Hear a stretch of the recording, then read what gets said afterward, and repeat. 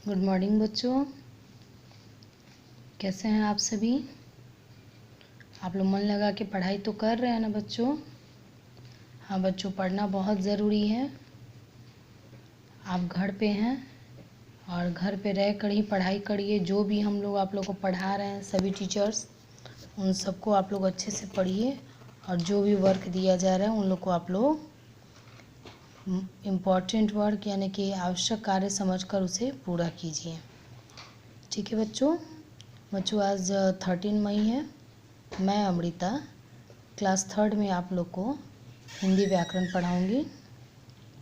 हिंदी व्याकरण में बच्चों इसके पहले मैं आप लोग को 3rd क्लास में वर्णमाला भाषा पढ़ा चुकी हूँ। और बुक से हम लोग पार्ट 1 और पार्ट 2 भी पूरे कर चुके हैं। अब मैं आज आप लोग को पर्यायवाची शब्द पढ़ाऊंगी हिंदी व्याकरण में। पर्यायवाची शब्द बहुत ही आसान होते हैं बच्चों, बस थोड़ा सा समझने की ज़रूरत है। तो देखिए पर्यायवाची शब्द किसे कहते हैं। चलिए बच्चों हम लोग देखते हैं। इसकी परिभाषा है बच्चों, समान अर्थ बताने वाले शब्दों को समानार्थी या पर्यायवाची शब्द कहते हैं। मैं इसको फिर से दोहरा रही हूँ। समान अर्थ बताने वाले शब्दों को समानार्थी या पर्यायवाची शब्द कहते हैं। जैसे माता को हम लोग माँ कहते हैं, जननी कहते हैं और अम्बा भी कहते हैं।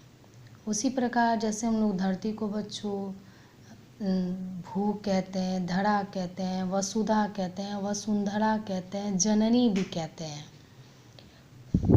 तो इसी तरह बच्चों पर्यायवाची का मतलब ही होता है समान अर्थ वाला दूसरा शब्द, यानी कि जो शब्द लिखा रहता है उस शब्द से मिलता जुलता बच्चों दूसरा शब्द। यानी मिलता जुलता का मतलब ये नहीं कि मिलता जुलता, यानी कि उसका समान अर्थ बताए।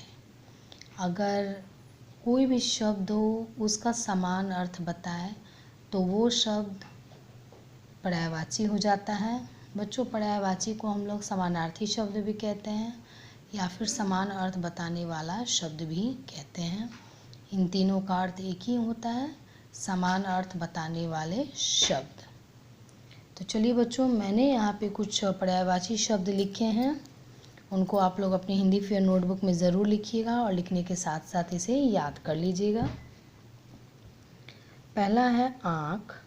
आँख का बच्चों मैंने यहाँ पे लिखा है, 3 लिखा है पर्यायवाची सबका मैंने। आँख का नयन, नेत्र, लोचन, चक्षु भी होता है बच्चों। आग, आग का होगा अग्नि, अनल, ज्वाला। आसमान, आसमान का आकाश, नभ, गगन। औरत, नारी, स्त्री, महिला। चांद, चांद का बच्चों होगा शशि, इंदु, चंद्रमा। कमल, कमल का सरोज, पंकज, जलज। पक्षी, पक्षी का होगा बच्चों खग, पंछी, विहग।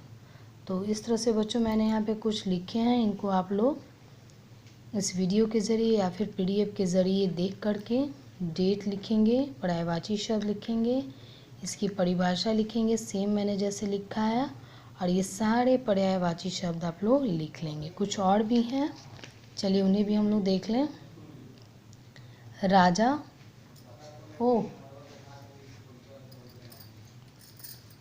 राजा, नृप, नरेश, भूपति।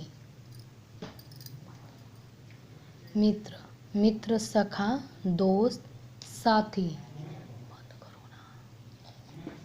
रात, निशा, रजनी, रात्रि। बादल, मेघ, नीरद, जलद। फूल, कुसुम, पुष्प, सुमन। बेटा, पुत्र, अनुज, वत्स। बेटी, पुत्री, अनुजा, वत्सा।